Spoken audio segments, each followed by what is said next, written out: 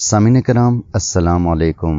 جس طرح ہم جانتے ہیں کہ زندگی کے ہر شعبے میں دن بدن تبدیلی آ رہی ہے، خاص کر سائنس اور ٹیکنالوجی کی ترقی کے ساتھ ساتھ ہر شعبہ ترقی کر رہا ہے۔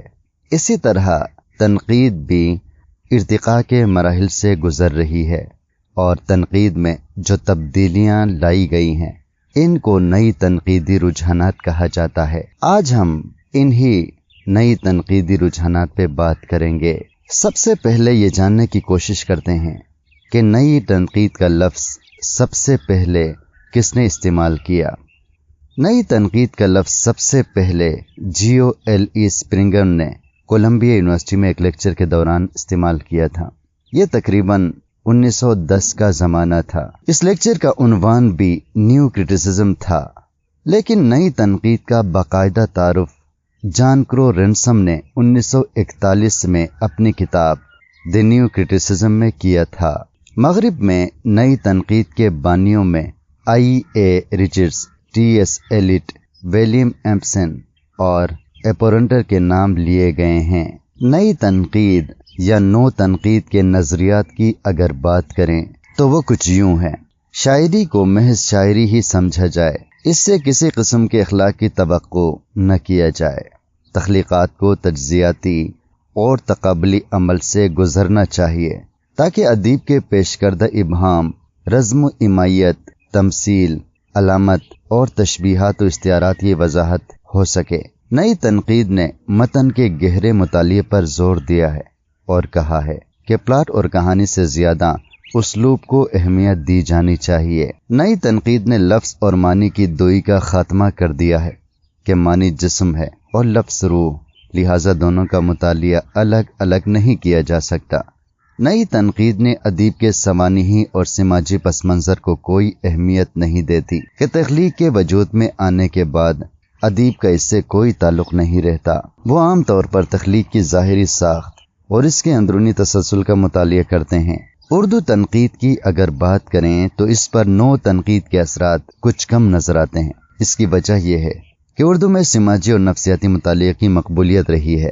پھر بھی اس کڑی میں ڈاکٹر وزیر آغا اور شمس الرحمن فاروقی کا نام لیا جا سکتا ہے۔ ڈاکٹر وزیر آغا کی بات کریں تو انہوں نے نفسیاتی نکات کی حیثیت سے اپنی شناخت پیدا کر لی تھی، اور اپنی مشہور تصانیف نظم جدید کی کروٹیں اور اردو شاعری کا مزاج کے ذریعے انہوں نے مصنف کی تخلیق کردہ رموز کو واضح کرنے کی کوشش کی۔ انہوں نے متن کے مطالعے پر زور دیا، اور یہ ہونا بھی چاہیے تھا، کیونکہ جب تک ہم متن کو اچھی طرح سمجھ نہ لیں اور گہرا مطالعہ نہ ہو تب تک ہماری تنقید بیکار ہے۔ ڈاکٹر وزیر آغا خود کہتے ہیں، میرے نزدیک نقاد کا اصل کام یہ ہے کہ جب وہ کسی فن پارے کا تنقیدی جائزہ لے تو وہ اپنے ذہن سے جملہ ذاتی اور نظریاتی تعصبات کو خارج کر کے ایسا کرے، اور اس بات کو ملحوظ رکھے کہ تنقید اگر فن پارے کی جمالیاتی چکا چوند میں اضافے کا موجب نہیں بن پائی تو اس کا کوئی جواز موجود نہیں۔ مراد یہ کہ نقاد اپنے مطالعے میں اولین حیثیت فن پارے کو دے اور فن پارے کے اندر چھپے امکانات کی روشنی میں اپنے تنقیدی حص کو بروئے کار لائے۔ ڈاکٹر وزیر آغا کے اس قول سے اس طرف اشارہ ملتا ہے کہ وزیر آغا کا نظریہ وہی ہے جو نظریہ نو ناقدین کا ہے۔ انہوں نے فن پارے کو اولین حیثیت دیا اور اسی کے ذریعے معیار و اقدار کا تعین بھی کیا۔ شمس الرحمن فاروقی اردو کے ان ناقدین میں ہیں جن کا مطالعہ بہت وسیع اور مغربی ادبیات پر گہری نگاہ ہے۔ وہ تنقید میں آئی اے ریچرڈز سے بہت زیادہ متاثر نظر آتے ہیں، لیکن اردو ادب کے حوالے سے اگر دیکھا جائے تو نو تنقید کی صحیح ابیاری شمس الرحمن فاروقی نے کی۔ اردو ادب ان کی مرہون منت ہے۔ شمس الرحمن فاروقی نے نو تنقید کے بعض اصولوں پر زور دیا اور متن کے مطالعے کو اہم قرار دیا۔ ان کے خیال میں متن کے مطالعے سے ہی ہم فن پارے کے بارے میں کوئی نتیجہ اخذ کر سکتے ہیں۔ انہوں نے لکھا ہے، اصل مسئلہ تو یہ ہے کہ ادب کیا ہے، اور اس کو حل کرنے کی صورت یہ ہے کہ بجائے نظری اور عملی تنقید کی خشک کتابوں کی ورق گردانی کی جائے اور پرکھا جائے۔ ان کی نگاہوں میں صرف ادب کا مطالعہ ادب کی خوبیوں کو واضح کر سکتا ہے۔ شمس الرحمن فاروقی خاص طور پر نفسیاتی اور سیاسی نقطہ نظر یا اثرات کے قطعاً قائل نہیں۔ وہ نو ناقدین کی طرح अदबी परख के सिलसिले में किसी फलसफे और नजरिए को नहीं मानते। उनकी किताबों की बात करें तो सबसे अहम किताब शेर शोरंगेज और तफहीम गालिब है। अगरचे ये दोनों शरहें हैं, लेकिन उर्दू में मतन के मुताले की बहुत कामयाब मिसालें हैं। इन दोनों किताबों से उनका अदबी नुक्ता नज़र बहुत वाज़ेह शक्ल में नजर आता है। उन्होंने इन मुतून के जरिए मीर और गालिब के महासिन कलाम को अच्छी तरह वाज़ेह किया। वो उर्दू अदब में नो तनकीद और नए तनकीदी रुझानात की बहुत उम्दा क्लासिकी मिसाल हैं।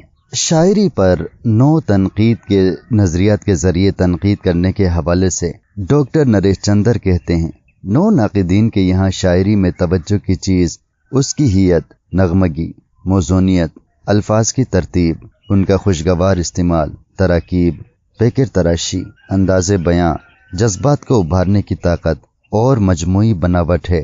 कशिश के एतबार से अगर देखा जाए तो नो तनकीद में तारीखी मुहर्रिकात या मुसन्निफ के हवाले से किसी खारिजी चीज की जरूरत नहीं थी। मतन हर एक के सामने है और हर मतन पर सबकी राय अलग अलग हो सकती है। जिस कारी के अंदर जितना इस्तिफाम का मादा होगा उसका इफ़हाम व तफ़हीम उतना ही कवी होगा।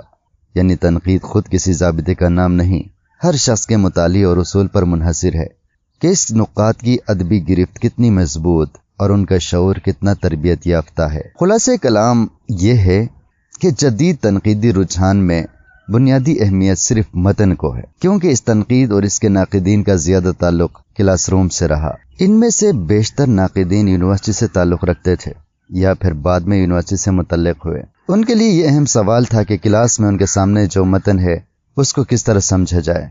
इसका सबसे कामयाब तजुर्बा ही मतन की तारीफ और तनकीस को जाहिर करता है। जदीद नजरियात के तहत आज़ादी के बाद उर्दू अदब की हर सिन्फ में एक इनकलाब बर्पा हुआ।